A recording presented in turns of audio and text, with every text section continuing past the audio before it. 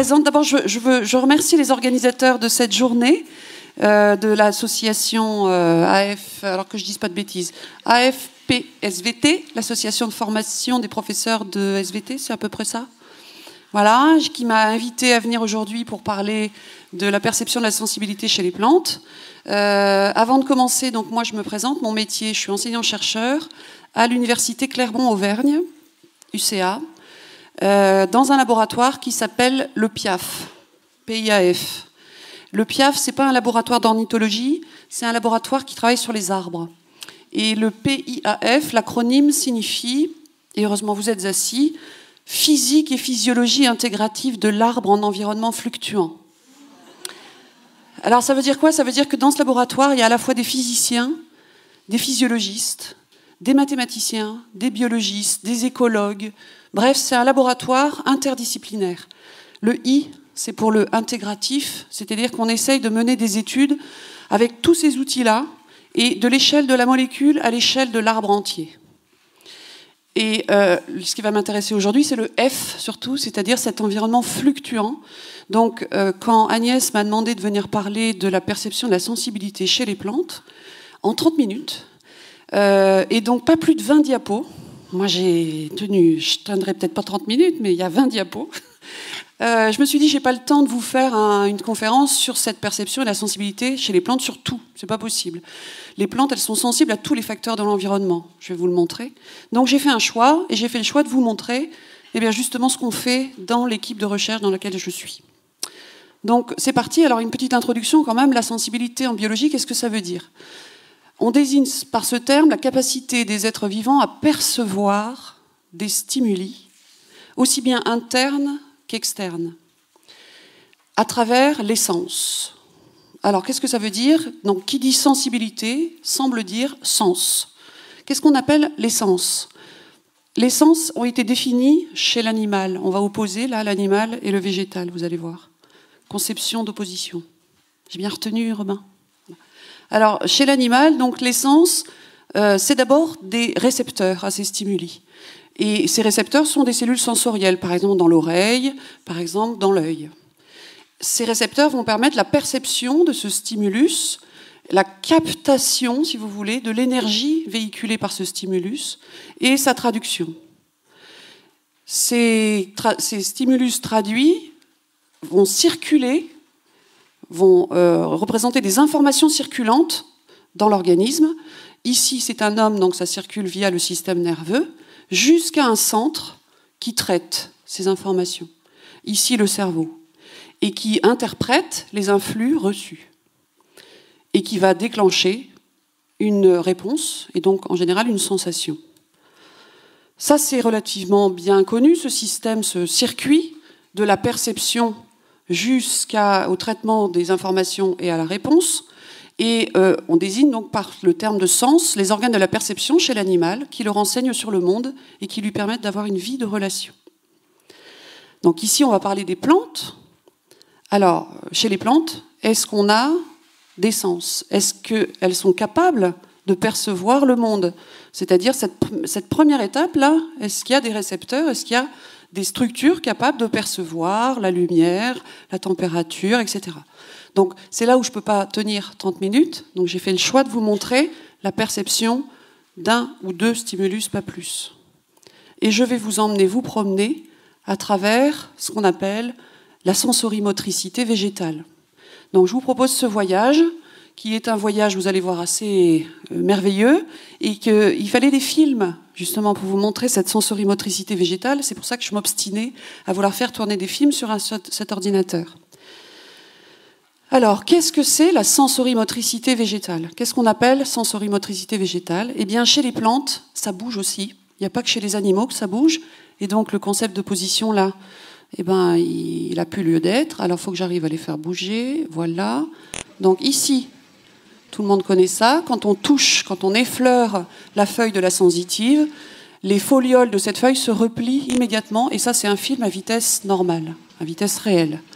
Donc on a une plante ici, connue depuis très longtemps, qui est donc sensible au toucher et qui va répondre à ce stimulus du toucher par un mouvement rapide. ces mouvements rapides des folioles sont liés à des variations de pression en eau dans les cellules à la base. Et puis, il y en a d'autres, des mouvements, et cette fois, ces mouvements-là échappent à notre sens, à nous, à notre vision, parce que ce sont des mouvements très lents. Alors, je vous en montre de deux types. Ici, on a des petits poids. Ah, j'ai oublié d'enlever le son de l'ordinateur. Vous m'excusez, parce que c'est un film qui avait des... Je ne sais pas si vous l'entendez, ça chante, mais c'est pas grave. C'est la fête de la musique. Non, mais non, ne le met pas surtout. Parce que c'est une musique idiote, mais... Donc c'est des films que j'ai piqués sur YouTube, d'accord? Vous pouvez les trouver facilement, vous tapez croissance plante, vous en trouvez des tonnes sur YouTube. Alors qu'est-ce qui se passe là? Eh bien c'est un papa qui s'est amusé à faire pousser des pois pour son petit garçon, et tous les matins, il éclaire les plantes d'un côté, ici à droite, et le soir, quand le petit garçon rentre de l'école, il inverse la lumière, il la met de l'autre côté. Et il a filmé comme ça, il a pris une photo toutes les 2 minutes en fait, et ensuite il fait un montage de ces photos en stop motion. Et donc vous voyez les plantes qui dansent, simplement parce que la source lumineuse s'inverse 2 fois par jour. Et au-dessus, là c'est un peu plus sérieux, c'est pas un film de YouTube, ça c'est un film qui a été fait au laboratoire. C'est l'arabette, l'Arabidopsis thaliana, qui est placée à l'horizontale. Et vous voyez que sa tige, en quelques heures, va se courber à la base et se redresser à la verticale. Je le remets un petit coup parce que ça va vite. Voilà, il faut quelques heures pour se remettre à la verticale, et vous constatez qu'elle le fait en s'allongeant. Dans les 2 cas, vous avez vu les poids qui étaient tout petits au début, qui sont grands ensuite. Dans les 2 cas, les mouvements sont des mouvements liés à la croissance. Donc une plante, c'est capable de bouger aussi parce que ça effectue des mouvements très lents, et le moteur de ces mouvements, c'est la croissance. Ici, ces mouvements que je vous ai montrés sont des mouvements en réponse à un facteur anisotrope du milieu, c'est-à-dire dont la distribution n'est pas uniforme dans le milieu. Soit ici la lumière était latérale, soit ici vous avez le facteur gravité, il n'apparaît plus parce qu'il doit être sous la photo, mais c'est pas grave. Donc le sens de la gravité étant vers le bas, la flèche ici, on voit que la tige va pousser à l'inverse de ce champ gravitaire. Donc, en vous montrant ça, tout simplement, je vous prouve par là, c'est très simple, que les plantes sont sensibles. Elles sont sensibles et elles sont capables de percevoir le toucher ici, la gravité ici, la lumière ici. 3 petits points, parce qu'il y a plein d'autres facteurs qu'elles perçoivent. Et elles ont de la motricité, elles sont mobiles. Une plante n'est pas immobile. Une plante est fixée, c'est différent, mais elle est animée de très nombreux mouvements. Les mouvements de croissance en particulier. Alors, je vais peut-être passer ça vite. C'est les mouvements des folioles de la sensitive, vous connaissez certainement. Ici, à la base de chaque foliole de la sensitive, il y a un petit organe qu'on appelle le pulvinus, où des cellules, ici on le voit dessiné, ce pulvinus, ont une capacité à se remplir d'eau très rapidement ou à se vider de leur eau très rapidement également. Selon lorsque l'on caresse les folioles de cette feuille, il y a création d'un influx, d'un signal électrique qui va déclencher les mouvements d'eau au niveau de ces pulvinus et qui va donc vider l'eau des cellules qui se trouvent sur les faces supérieures ici et remplir d'eau les cellules qui se trouvent sur les faces inférieures de ces folioles.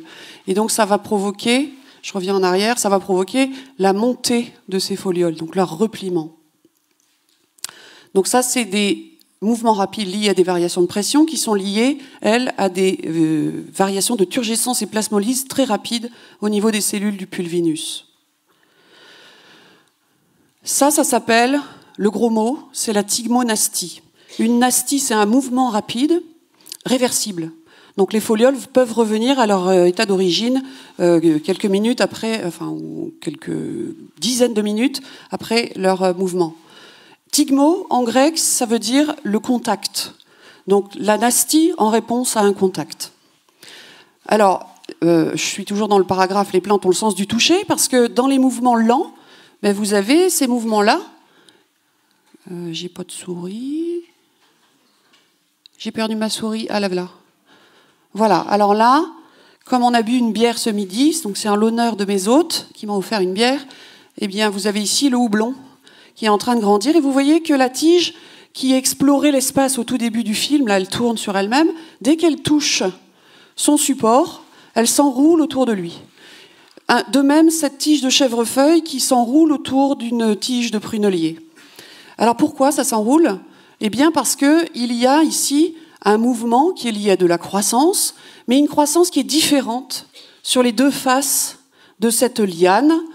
La face qui n'est pas en contact avec le support s'allonge plus vite que la face qui est en contact avec le support. Ok?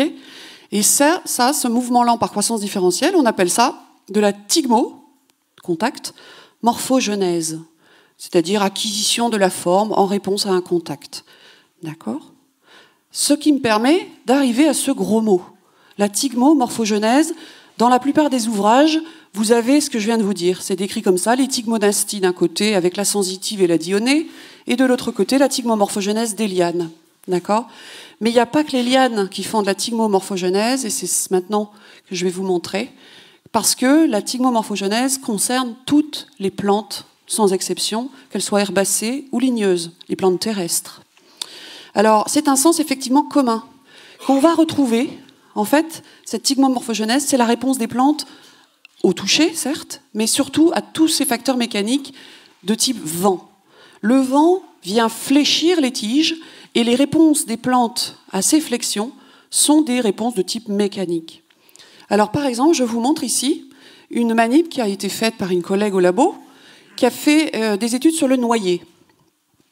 Elle a fait pousser pendant plusieurs semaines des noyers librement dans le verger de l'INRA, ici à gauche. Donc ces noyers étaient soumis au vent et libres d'osciller dans le vent. Et à côté, les mêmes, ils ont le même âge, ces deux arbres, hein, et à côté le même, mais dans un tube en plastique qu'on appelle un tubex, qui le tuteur, d'accord, et qui empêche, qui limite sa course au vent. Et bien sûr, vous voyez la différence de croissance. On a une diminution de la croissance en hauteur, dite la croissance en longueur ou croissance primaire de cet arbre. On a un ancrage racinaire qui est meilleur pour cet arbre qui voit le vent. Et on a, là il faut me croire à peu près sur parole parce que la photo n'est pas terrible, mais on a un tronc qui est plus épais et surtout qui est un peu ovalisé si le vent est dans une direction dominante. Ça, c'est donc le syndrome, on appelle ça la tigmomorphogenèse, quand on a ces différentes réponses de la plante. Et vous allez les retrouver chez les arbres âgés, chez des jeunes arbres en serre. Ici à gauche, ce sont des prunus qui sont fléchis toutes les heures pendant 15 jours. Et ici à droite, les témoins qu'on n'a pas fléchis. Et puis dans les plantes herbacées, de la même façon, où vous avez ici un champ de luzerne dans lequel on a placé un cadre de métal avec un grillage. Les plantes poussent à travers le grillage et sont donc maintenues par ce grillage. Et étant maintenues, leur course au vent est freinée. Et donc, elles poussent beaucoup plus haut. Et elles ont des tiges plus fines, etc. Voilà, donc ça, c'est un sens commun, cette tigmomorphogenèse, qui concerne toutes les plantes. Ce sens commun, c'est un sens diffus. Par rapport à nous qui avons des sens, avec des organes des sens, des yeux, des oreilles, etc., ici, on a pu montrer que toutes les cellules vivantes d'une plante sont capables de percevoir une variation mécanique. Ce sens diffus, c'est un mécanisme qui est lié à la présence de canaux dans les membranes de ces cellules, des canaux mécanosensibles. Ça veut dire des canaux qui s'ouvrent en réponse à un étirement de la membrane plasmique. Ça marche un peu comme un diaphragme d'appareil photo. Là, vous voyez ces petits canaux, vous les voyez de face. Alors ça, j'ai triché, c'est des canaux bactériens. Mais on retrouve des gènes homologues qui ressemblent chez les plantes et chez nous, partout, dans tout le règne vivant, on trouve des canaux mécanosensibles hérités d'un ancêtre commun. Et vous voyez donc ce petit canal là en position fermée. Et lorsque la cellule est étirée, le canal s'ouvre comme un diaphragme d'appareil photo pour laisser passer des ions et donc créer des courants électriques. Alors, ce qui a été montré au labo, je ne vous montre pas tout le détail, mais on a recherché quel était le facteur mécanique qui était perçu par la plante. Est-ce que c'était la contrainte? Est-ce que c'était la déformation? Est-ce que c'était d'autres facteurs mécaniques? Et il s'avère que c'est la déformation cellulaire qui est le facteur perçu par la plante. Ça veut dire quoi? Ça veut dire que quand elle est fléchie par le vent, cette plante, certaines cellules sont étirées, d'autres sont compressées, et c'est cette déformation de la cellule qui génère l'ouverture des canaux et donc la genèse de signaux électriques. Comment c'est intégré, on ne sait pas. Mais on sait que ça part de là quand même. La perception, c'est toutes les cellules vivantes et ça passe par la déformation de la cellule. C'est très sensible. Les plantes sont des êtres extrêmement sensibles. Alors je vous montre, sur certaines plantes, là c'est pas chez nous, mais on a pu montrer qu'il suffit d'un poids de 0,25 g sur une tige de concombre pour qu'elle réponde, cette tige de concombre, alors que le poids limite pour que nous percevions notre toucher, c'est 2 grammes. Donc 0,25 g chez les plantes, 2 grammes chez l'homme, c'est extrêmement sensible pour la plante. Et puis ça se voit au niveau moléculaire. Ici, on a, au labo, on suit différents gènes, on a différents modèles, et on a un gène ici qui a un nom à coucher dehors, il s'appelle PTA-ZFP2. PTA parce qu'on travaille sur le peuplier, ça veut dire Populus tremula alba, c'est un hybride. ZFP2 parce que c'est un facteur de transcription qui est une protéine à doigt de zinc.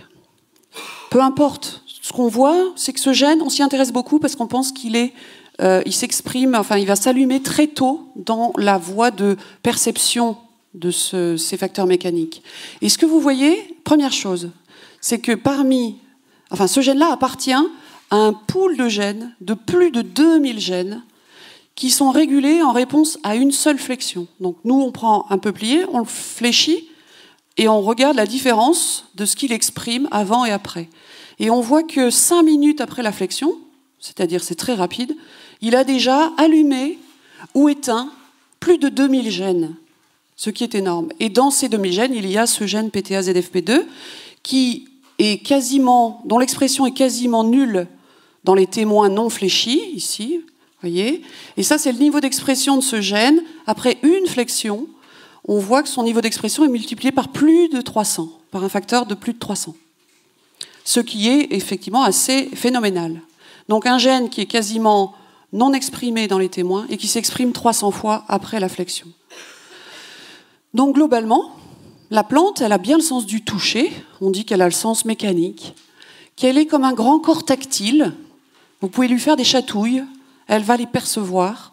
Et en plus, non seulement elle perçoit la chatouille ou la flexion ou le pincement à l'endroit où vous le faites, mais elle transfère des informations, parce que nous, on fléchit souvent en bas de la tige, et ça s'arrête de croître au sommet. C'est-à-dire qu'il y a un transfert d'informations de la zone où on fléchit, vers le collet, jusqu'au méristème qui se trouve à l'apex de la plante. C'est pas tout, regardez. Cette plante, alors c'est la même manip, hein. C'est PTA-ZFP2 qui s'exprime dans le témoin pratiquement pas. Après une flexion, plus de 300 fois. Et on s'est amusé à fléchir une deuxième fois le peuplier en se disant, quand même, le vent, il agite ses tiges, donc les flexions sont répétées. Donc on va répéter la flexion, on va y aller mollo d'abord, on va la répéter une fois le lendemain, 24 heures après. Et on s'est dit, on va retrouver le même niveau d'expression et puis ça va monter, quoi. Et bien, quand on fléchit 2 fois le peuplier, la tige, au lieu d'avoir au moins le facteur qui s'exprime 300 fois, regardez, il ne s'exprime pratiquement pas. Quand on le fléchit 2 fois, en espaçant de 3 jours les 2 flexions, ça s'exprime un peu plus. En espaçant de 5 jours, 7 jours, 10 jours. Ça veut dire quoi? Ça veut dire qu'une flexion, le gène s'exprime. Une deuxième flexion, la plante se désensibilise. Elle fait varier son niveau de sensibilité et ne répond pratiquement pas à la deuxième flexion. Et il faut une dizaine de jours, c'est carrément 12 jours en fait qu'il faut, pour que la plante retrouve son état initial. Entre guillemets, elle garde en mémoire, entre guillemets, plein de guillemets, elle garde en mémoire la première flexion pendant une douzaine de jours. On appelle ça l'accommodation. On a appelé ça l'accommodation. Elle a été découverte, du moins chez les ligneux, dans notre laboratoire. Je vais y revenir après. Alors, si je fais un premier bilan, la plante, elle perçoit le vent par les déformations mécaniques de ses cellules, par les flexions de ses branches, de ses tiges, de ses feuilles aussi. La plante s'acclimate au vent. On a vu qu'elle adaptait sa croissance en hauteur, sa croissance en épaisseur, en fait en faisant varier l'endroit où elle met sa biomasse. Ça, c'est une autre manip pour vous montrer. Regardez, une plante ici, deux plantes qui ont le même âge. L'une qu'on a agitée tous les jours, c'est-à-dire à qui on a apporté un facteur mécanique, et l'autre non. Il y en a une qui se tient et pas l'autre. C'est-à-dire que pour une plante, il est bon de voir le vent, parce que cet endurcissement au vent permet d'avoir une plante qui est beaucoup plus résistante et qui a de la tenue verticale. Et d'autre part, je viens de vous montrer que lorsque les sollicitations se répètent, la plante est capable de faire varier son niveau de sensibilité et de se désensibiliser. Alors on ne sait pas bien à quoi ça sert, l'intérêt. Alors ce qu'on pense, c'est que l'intérêt écologique, c'est peut-être pour la plante de ne pas surrépondre à des coups de vent successifs. Alors effectivement, si à chaque fois qu'une plante est fléchie, ça arrête sa croissance en longueur, et quand le vent passe, la plante va en voir beaucoup, des flexions, ça veut dire qu'une plante ne pourrait jamais s'élever au-dessus du sol. Il n'y aurait pas de forêt, il n'y aurait pas de plantes érigées. On a testé aussi différents régimes de vent, avec des études vibratoires de ces plantes, et il a été montré que ce sont les coups de vent inhabituels et ponctuels, plutôt que les régimes de vent continus, qu'ils soient forts ou faibles, qui induisent une réponse. Donc finalement, la plante, elle filtre les coups de vent qu'elle reçoit. Tout ce qui est régulier, elle ne le voit pas. Elle est désensibilisée pour ces coups de vent réguliers. Et elle ne va répondre, allumer ses gènes qu'en cas de coups de vent inhabituels. Ça va? J'ai encore combien de temps? Super. Deuxième grande partie, c'est la deuxième voie d'étude au labo. C'est finalement toujours dans le sens mécanique. C'est le sens mécanique au sens large. Si je vous montre ces trois photos, vous avez l'arabette de tout à l'heure mise à l'horizontale qui se redresse. Vous avez ici le peuplier de la fête de la science. Tous les ans, on prend un peuplier de nos cultures, on lui met la tête en bas 48 heures avant la fête de la science, puis on montre ça aux gamins qui passent dans le labo. Ça les épate. Et c'est vrai que c'est assez épatant de constater que le peuplier, très rapidement, va retrouver par sa croissance la tête en haut et la croissance à la verticale. Et ça, c'est une hêtraie, pas très loin de Besse, en Chandesse, en Auvergne, qui pousse dans un talus, et vous voyez tous les troncs qui sont courbes et parfaitement dressés à la verticale. Il y a ici de la sensibilité à la gravité dans ces trois cas, et une réponse de ces plantes. Alors si la plante est herbacée ou jeune ligneux, mais avec de la croissance primaire encore, c'est une réponse par croissance différentielle, c'est-à-dire ici la face inférieure, celle qui regarde le sol, qui s'allonge plus vite que la face supérieure qui regarde le ciel.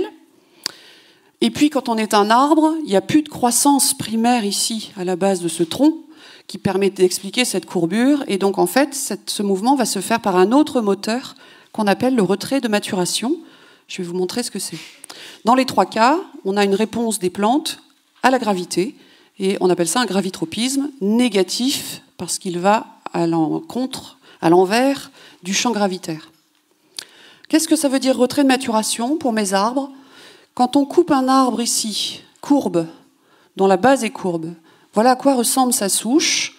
La moelle est excentrée, et vous voyez que le bois qui est mis en place sur la face qui regarde le ciel, la face supérieure, les cernes sont plus larges, et en tout cas les cernes concentriques évidemment sont déformées. D'accord ? Ce bois ici, qui est mis en place sur la face supérieure, est un bois de réaction qu'on appelle le bois de tension. Dans ce bois, les fibres de bois, ici vous avez à gauche les fibres d'un bois normal, c'est-à-dire des cellules avec une paroi cellulosique lignifiée épaisse et des cellules mortes, et à droite les fibres de bois de tension qui, en plus de la paroi, possèdent une couche supplémentaire qu'on appelle la couche G, parce qu'elle est d'un aspect un peu gélatineux. Et cette couche G a la particularité... Alors vous avez les mêmes fibres ici, mais avec les différentes sous-couches des parois qui sont figurées. La paroi primaire, puis la paroi secondaire avec la S1, la S2, la S3. Est-ce que je vous parle chinois? Oh, ça va? Super. De temps en temps, je m'inquiète. Donc S1, S2, S3. Et dans une fibre normale, vous avez ces trois sous-couches dans la paroi secondaire. Et dans une fibre G, qui a la couche G, eh bien, la couche S3, elle est remplacée par cette fibre G, par cette couche G, pardon. Et quelle est la particularité de cette couche? C'est de la cellulose pure, non lignifiée, premièrement. Et les câbles de cellulose, les microfibrilles de cellulose, elles sont ici figurées par ces hachures, elles sont aussi figurées dans les autres sous-couches. Et vous voyez que l'angle qu'elles forment avec la verticale, c'est-à-dire l'axe longitudinal de la cellule, eh bien cet angle est pratiquement nul. C'est-à-dire, dit en d'autres termes, les microfibrilles de cellulose dans la couche G sont quasiment parallèles à l'axe longitudinal de la cellule. C'est une cellulose un peu particulière qui, en maturant, va se raccourcir. Et ce raccourcissement, c'est ce qu'on appelle le retrait de maturation. Ce raccourcissement a tendance à raccourcir la cellule elle-même, la fibre. D'accord ? C'est ce qui se passerait là si la fibre était isolée. Mais, vous voyez qu'elles sont toutes collées avec leurs voisines, et la couche de bois collée à la couche de bois de l'année d'avant. D'accord ? Donc tout ça est bien hermétiquement accolé, ce qui fait qu'il n'y a pas de raccourcissement physique, si vous voulez. Mais par contre, la couche G, elle polymérise quand même, elle se raccourcit, elle va donc installer des tensions très fortes à l'intérieur de ces fibres. D'accord ? Donc ça a une tendance au raccourcissement ici, qui va se traduire par une tension mécanique qui s'engrange dans ce bois. Et le résultat est le suivant, c'est que ces fibres ici, qui engrangent cette tension mécanique, elles sont là sur la face supérieure, et exactement comme le fait mon biceps au niveau de mon bras, en raccourcissant, ça fait monter le tronc. Donc ça le courbe à la base, d'accord ? Et le dépôt de bois de tension qu'il y a là va permettre cette courbure à la base. D'où le redressement. Mais c'est pas tout. En plus, le tronc va mettre en place un peu plus haut un autre bois de tension, mais sur l'autre face. C'est-à-dire, ici, sur la face supérieure, ça va permettre la courbure du tronc, et un peu plus haut, sur l'autre face, ça va permettre la décourbure du tronc. Donc un tronc se courbe à la base et se décourbe au sommet. Et ça permet la rectification du tronc. Donc il y a deux choses à la fois, dans une double réponse, la courbure et la rectification par décourbure. Et ce que je suis en train de vous faire là depuis tout à l'heure, n'est-ce pas ? Hop, je le fais moi-même, c'est ce qu'on appelle un contrôle postural. Donc les arbres, les plantes en général, sont capables d'avoir un véritable contrôle de leur posture. Comment elles font ? Et nous, comment on fait ? Vous savez, ça se passe, nous, la perception de la gravité dans l'oreille interne. Dans l'oreille interne, dans le vestibule, il y a des petits otolithes qui pèsent dans une espèce de gelée au-dessus de cellules ciliées qui, lorsqu'elles sont effleurées par ces otolithes, envoient des signaux électriques jusqu'au cerveau. Puis il y a des machins qui se passent là dans le cerveau, ça intègre tout ça, ok. Ça s'appelle la graviperception. Ça, c'est bien connu chez l'homme. Eh bien, chez les plantes, on a trouvé la même chose. La même chose dans une tige d'herbacée, ici la tige d'Arabidopsis, qui présente des cellules avec des gros grains, quand on regarde de plus près. Ces gros grains, ce sont des grains d'amidon qui pèsent au fond des cellules. Et quand la plante est inclinée, les grains roulent sur la paroi de la cellule et vont venir appuyer sur la membrane plasmique et étirer des canaux mécanosensibles. D'accord ? Donc, comme un homme, une tige perçoit son angle d'inclinaison par rapport à la gravité. Ok ? C'est pareil chez les arbres. Je suis obligée d'aller vite parce que je suis rappelée à l'ordre. Graviperception également chez les arbres. On va trouver des grains d'amidon dans certaines cellules de l'écorce de l'arbre. Est-ce que c'est suffisant ? J'en ai encore deux, ça va finir.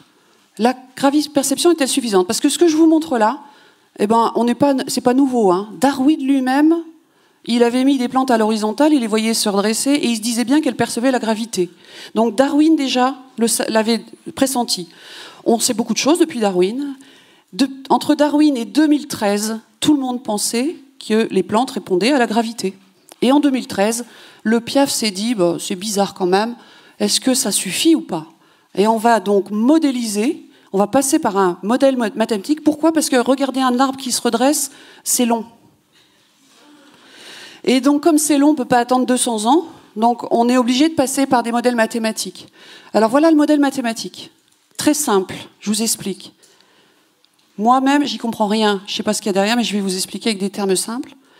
Ici, on montre que la vitesse de redressement d'un tronc, c'est ce que ça veut dire à gauche. En fait, ça veut dire la variation de courbure en tout point du tronc et au cours du temps. Et proportionnelle à la perception qu'a l'arbre de son angle d'inclinaison A, avec une certaine sensibilité bêta. D'accord? Je le redis. Donc, la vitesse de redressement d'un tronc est proportionnelle à son angle d'inclinaison. Donc, c'est exactement la traduction de ce que disait Darwin. On fait tourner le modèle. En bleu, quand c'est bleu, c'est parfaitement rectiligne. Plus c'est chaud, les couleurs, plus c'est courbé. D'accord? Et donc, quand on fait tourner ce modèle, voilà ce que donne le redressement du tronc. Allez, redresse-toi. Lève-toi et marche. Hop, ça se courbe à la base. Ça se décourbe au sommet, ça marche bien. Super. Ah oui, mais ça continue. Ça se recourbe. Et puis ça va se... Ah bah zut, ça se décourbe encore. Et puis ça se recourbe et ça se décourbe, etc. Donc ça veut dire que ce modèle oscille toujours autour de la verticale et ne correspond pas à la réalité. Ce n'est pas ce qui se passe dans la réalité au niveau de ce qu'on peut observer sur des tiges herbacées, par exemple. Donc on s'est dit, il y a peut-être autre chose qui expliquerait, il manque quelque chose pour que la plante se rectifie. Et nous alors, est-ce qu'on le fait ça? On fait de la graviperception, mais on se fait aussi de la proprioception. C'est-à-dire qu'on est capable de percevoir la position de notre corps dans l'espace. Ça passe par des récepteurs mécaniques aussi. Alors on s'est dit, tiens, et si l'arbre il faisait pareil? S'il était capable de percevoir de combien il s'est déjà courbé pour pouvoir se décourber correctement et se rectifier. C'est-à-dire, est-ce qu'il est capable de faire de la proprioception?